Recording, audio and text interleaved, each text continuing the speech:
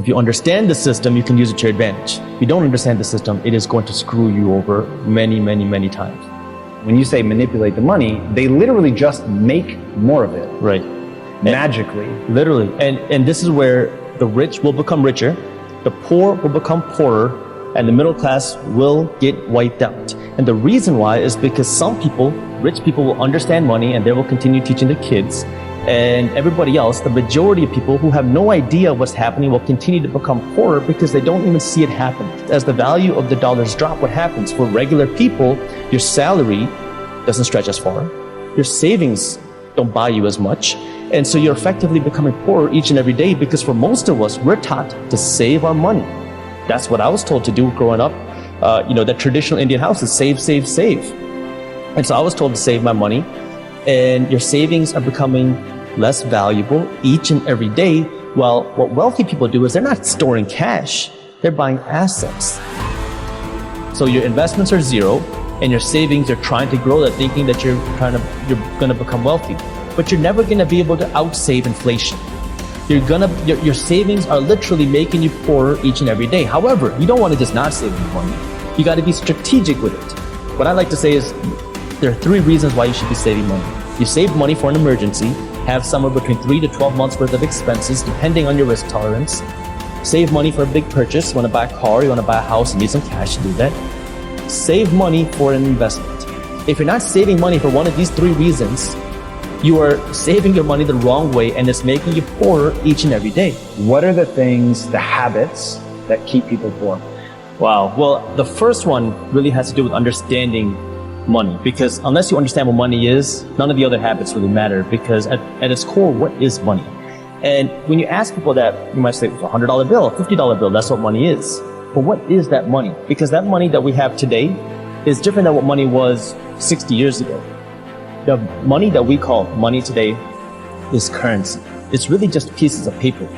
And when you understand that, it's going to change what you do with the money.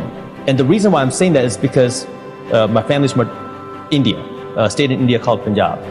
And over there, it's a very traditional thing that when you earn this paper dollars, many people will convert this cash into gold because they understand that these paper dollars lose value and it's just paper. So they want to convert it to something real, something tangible, so they will go out and buy gold with it. You have the government and the Fed. The government spends money. Now, where do they get their money? Well, they get their money from taxpayers, people like you, me, people watching this video, through tax dollars. Now, can we hammer that for a second? Sure. The government does not make money. The government takes money from people who are making money. Right. Now, that's not necessarily bad, because they provide a lot of amazing things, but they're not necessarily efficient with their dollars. You have to understand what someone's role is. If you are a company, right, you have a company, your job is to make a profit, because if you don't have a profit, you're not going to be in business unless you have some other stream of, venture capital debt or something. But if you don't have a profit, you can't continue operating. And so your job is to be as efficient as possible as a company. The government can actually be benefited by being inefficient, because what is the government's job? You have to understand what is their role. If their goal is to create jobs, well, then you can be as inefficient as you want and you can achieve that goal. Because if I'm the government, I just want to create as many jobs as possible, I can pay people to pick up this mug and put it from the left hand to right hand. I just created a job. You're employed, you have an income, but you're not producing anything of value. And this is where you have to understand, okay, what is that purpose? And so now, if we get away from the politics for a second, the government now spends money. They get money from taxpayers because the government is not a for-profit entity. They don't create a product and sell it or create something and sell it for a profit. Instead, people make money and then the government taxes your income. Now, just like anybody else, there's checks and balances. If the government has $1 million, they can only spend $1 million, you would think. But that's not how it works. So the government has $1 million, and what's happening now is they're going to spend significantly more than $1 million. Now, if you have a certain amount of income and you spend more than that, what do? Well, you're going to have to subsidize or find that extra cash somewhere. And in the government's case, what they can do is they can go out and look for a loan. It's called a treasury bond. For as long as anyone can remember, have been considered the safest investment anybody can make. Well, what it is you're literally loaning money to the government. But what happens now if there's not enough people out there to loan money to the government? If the government wants trillions and trillions of dollars, if there's not enough people out there to loan that money to the government and they keep wanting to spend more money, you still got to make up this cost. So what do? They call up their friends at the Federal Reserve Bank and they say, hey, we need a $2 trillion loan. And then the Fed's going to say, okay, we got you. Now remember what I said, they're not a reserve. They don't have a cash pile anymore. So what do? They go to the money printer, and now they can print out $2 trillion. They loan this cash to the government, and now the government got the $2 trillion. The Federal Reserve printed it out of nothing. The government can now take this $2 trillion and spend it in whatever way that they want. It can be inefficient. They can try to create efficient products, but their goal is to hopefully help people. Now, whether they're inefficient or not is a political debate. However, that is what they do. But what happens now when more dollars enter without actual wealth being created? Because we saw this happen in textbook form in 2020, 2021, where nothing was being produced except money.